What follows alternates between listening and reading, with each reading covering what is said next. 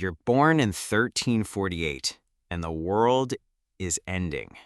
Not in the dramatic fire and brimstone way you might imagine, but in the slow, methodical way that only disease can manage. Bodies pile up faster than graves can be dug. The air itself seems cursed, thick with the stench of decay and the prayers of the desperate. Your first breath is a gasp of contaminated air, and somehow, miraculously, stupidly, you survive. Your father is a barber surgeon, which sounds prestigious until you realize it mostly means he cuts hair and occasionally saws off limbs without anesthesia. Fun childhood, right? You spend your early years watching him work, learning that medicine is less about healing and more about making educated guesses while people scream. The Black Death has just swept through your village like a hungry ghost, leaving behind empty houses and the kind of silence that makes your ears ring. You're 7 when your father hands you your first herb bundle. "Smell this," he says, shoving a collection of rosemary and thyme under your nose. This is what keeps the bad air away. You don't know it yet, but you've just received your first lesson in the medical theory that will define your entire existence. Miasma. The belief that disease travels through bad air, through invisible clouds of corruption that seep from rotting bodies and stagnant water. Revolutionary concept. Too bad it's almost completely wrong. By 12, you're grinding herbs with a mortar and pestle, your small hands already stained with the green and brown residue of folk medicine. Your father teaches you to read, not for pleasure, but to decipher the medical texts that will supposedly save lives.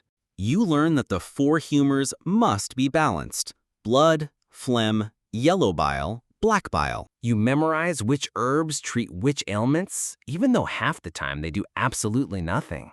But people need hope. And hope, your father tells you, is sometimes the only medicine that actually works. You're 15 now, an apprentice to the local physician, a man who wears his learning like armor and his failures like invisible wounds.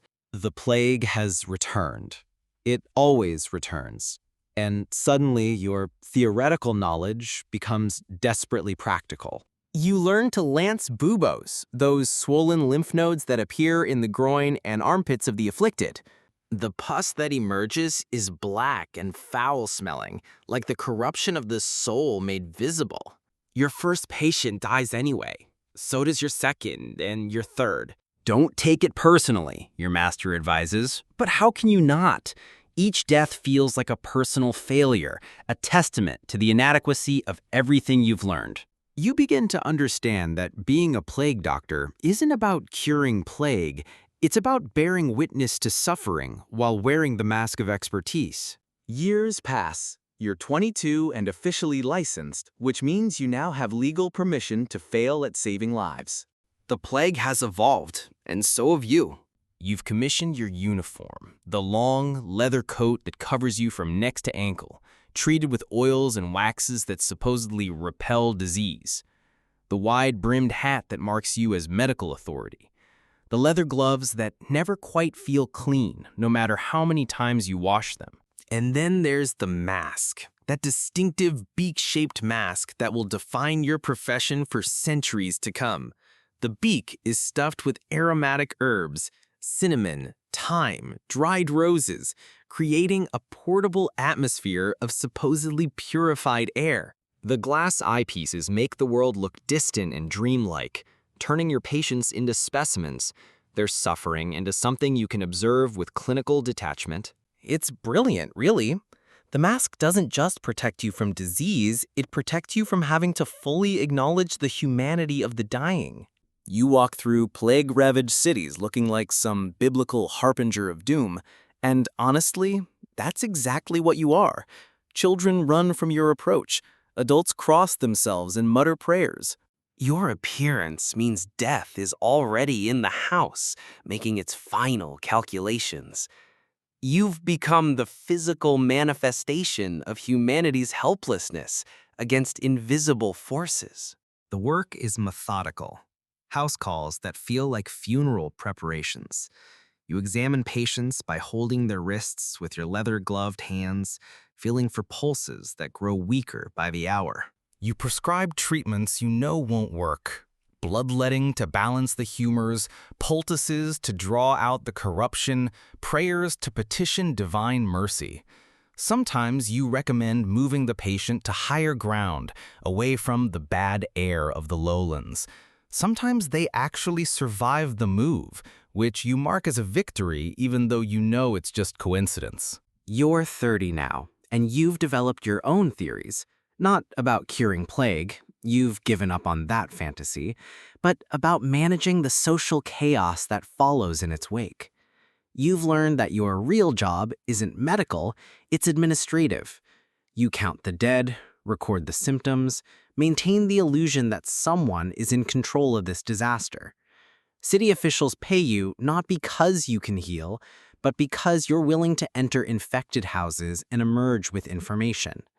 Knowledge, even useless knowledge, feels like power when everything else is chaos.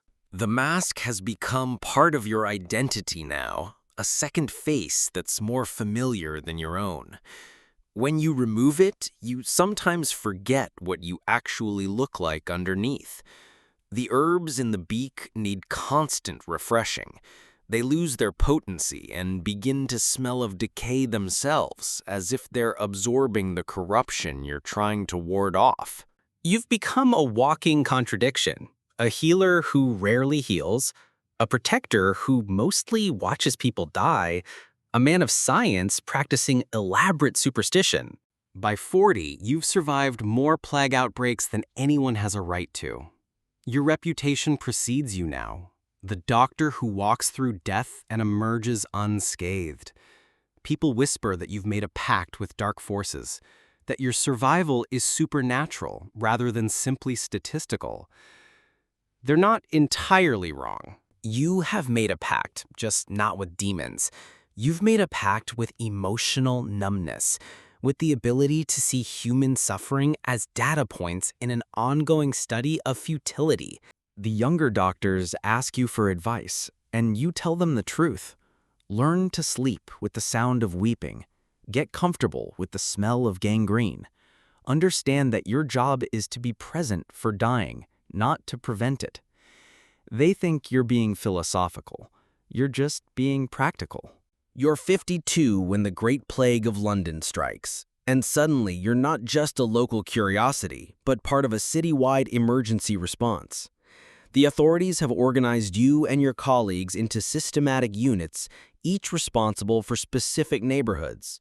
It's almost modern in its efficiency, this industrialization of death management. You're assigned to Whitechapel, where the poverty is so dense it has its own gravitational pull. The work is the same, just multiplied. House after house of the dying and the dead. Family members who've given up hope but still beg you to try something, anything. You go through the motions, examining, prescribing, recording. Your presence offers a small comfort. At least someone official has acknowledged their suffering. At least someone is keeping track. Your mask has been repaired so many times, it's more patches than original leather now. The beak is dented from years of use, giving you a slightly comical profile that feels inappropriate given the circumstances. But you've grown attached to its imperfections. They're a record of your service, a catalog of encounters with mortality that somehow left you standing. The plague begins to retreat, not because of anything you or your colleagues have done, but because diseases eventually exhaust their available victims. The survivors develop immunity. The population disperses. The invisible calculations of epidemiology reach their natural conclusion. You've learned that plagues end not with triumph, but with exhaustion, like wars that simply run out of soldiers. You're 60 now, officially retired, but still occasionally called upon for consultations. The city is rebuilding, developing new theories about disease transmission, beginning to question the miasma theory that defined your career. Younger doctors speak of animalcules, tiny living creatures that might cause disease. It sounds like fantasy to you, but then again, so did most of medicine when you started. Your old mask hangs in your study now, a relic of an era that's already becoming historical rather than contemporary. Sometimes visitors ask to see it, and you oblige, watching their faces as they try to imagine the world that required such equipment. You tell them about the herbs, about the theory of bad air, about the strange intimacy of being present for so much dying. What you don't tell them is how the work changed you, how spending decades as a professional witness to mortality shapes a person's understanding of what matters. You learn that most human suffering is random and temporary, that death is both more mundane and more mysterious than people imagine, that the greatest service you can provide is simply showing up when others flee. You die at 73, not from plague, but from the mundane failure of an aging heart. Your funeral is surprisingly well attended. Apparently, being the person who stays when others leave earns a certain respect, even if your actual medical effectiveness was questionable at best. Your mask survives you by centuries, displayed in museums as a curious artifact from humanity's long struggle with invisible enemies. Children stare at it and imagine monsters. Adults study it and see the evolution of medical understanding. But you would want them to see something simpler. Evidence that when the world was ending, some people put on whatever protection they could find and walked directly into the darkness, not because they could fix anything, but because someone needed to bear witness. Congratulations. You spent your life being professionally present for other people's worst moments. You wore a leather beak and called it medicine. You survived by accepting that survival itself was your only real victory. And somehow, impossibly, that was enough.